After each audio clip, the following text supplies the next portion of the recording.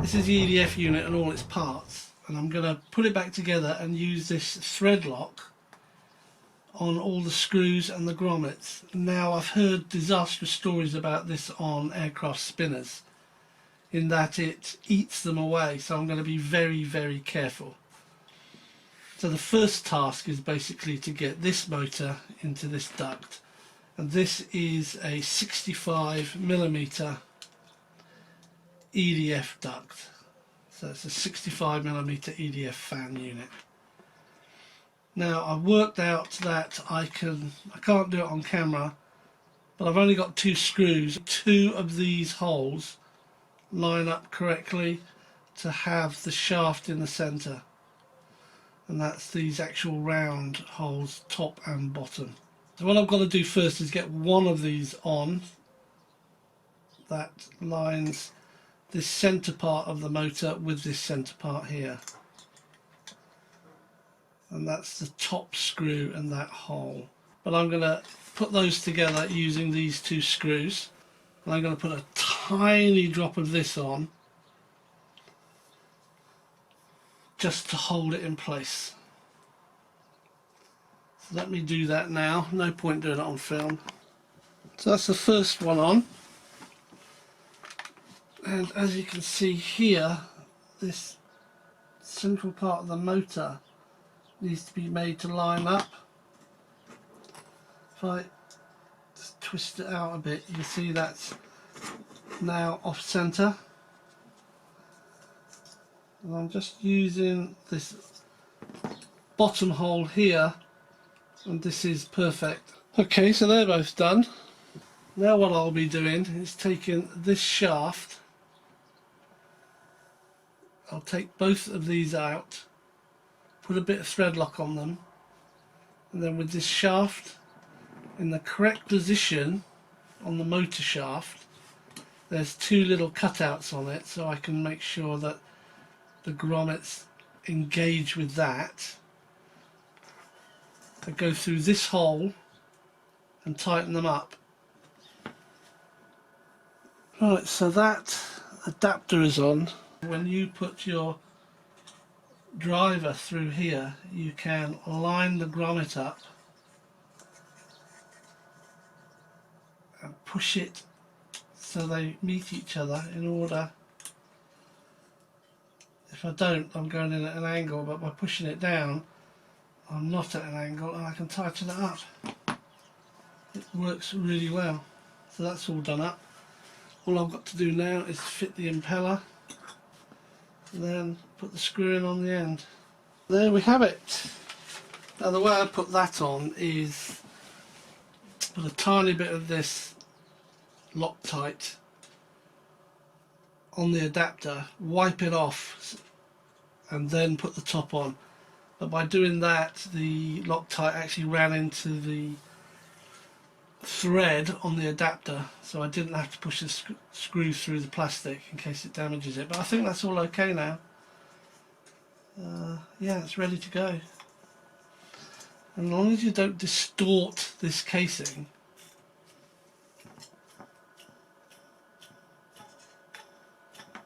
it runs fine. I made a mistake with this wing.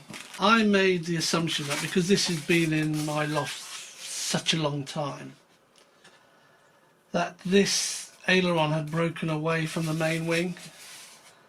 But I think it's meant to, you know. And what I did was I made my own hinges. It's an old school method I used, where you use this reinforced tape and you make beautiful hinges. It doesn't look nice, but they work fantastically. The other thing I did, I then used foam tack all along here and all along here, and that's cured overnight, and foam tack remains flexible, so it's great. Then I noticed in the bag, as I was unboxing this, I found these things. These. I think these are hinges. There's nothing in the instructions about them, but they're made out of that almost plastic-like material, and they've got the little point mark on them where what you do is cut a slit, glue one in so far up to that point mark, then cut a slit and put the other one in.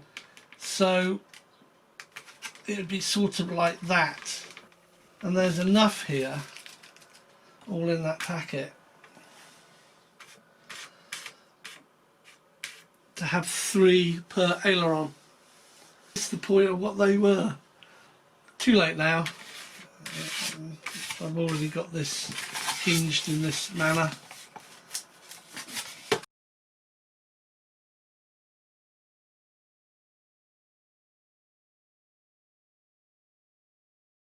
Let's get that out. So I'm going to use hot glue to put that in place. I've got the servo, I've put an arm on it, and I'm just going to hit it now with my servo tester to see if we can zero it, because that's not zeroed, is it? It's slightly back,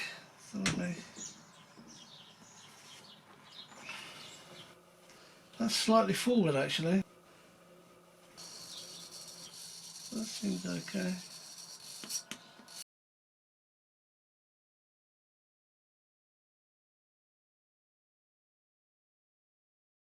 I've hot glued the servo in. Now this here is the servo extension. Cut a bit of foam out so I could lie it flat. But what I had to do, I had to loop the servo wire here. There's enough space in the bay for the servo to loop the wire around to take about 3 or 4 centimeters back. Otherwise this adapter would have been right on the wing joint. So by doing that loop I can put the adapter in at the root of the wing, and then the rest of the cable just follows through into the fuselage. I just want to give that a test now.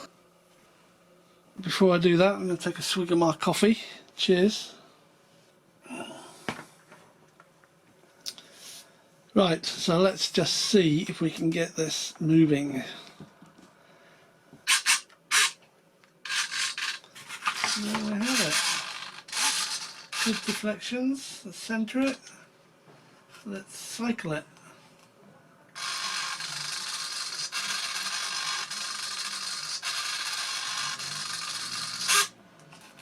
Okay.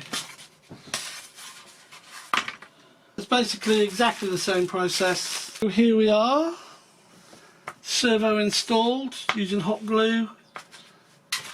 Servo wire run through to an extension which has been embedded into the wing and set with hot glue. I will be taping this over, as well as the servo, with this type of tape. Now all we need to do is test it.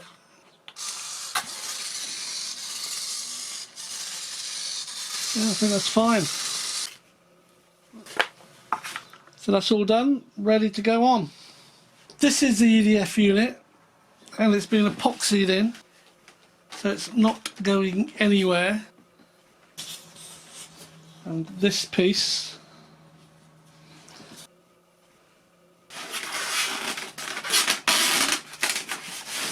goes like that. And that's what it looks like when you look down the mouth of a shark. So this is the aft section.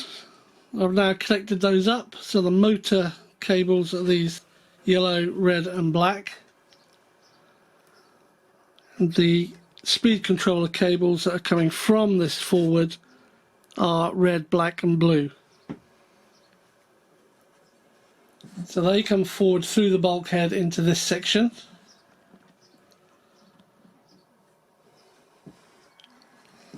And now what I need to do is connect these up to the other side of the speed controller.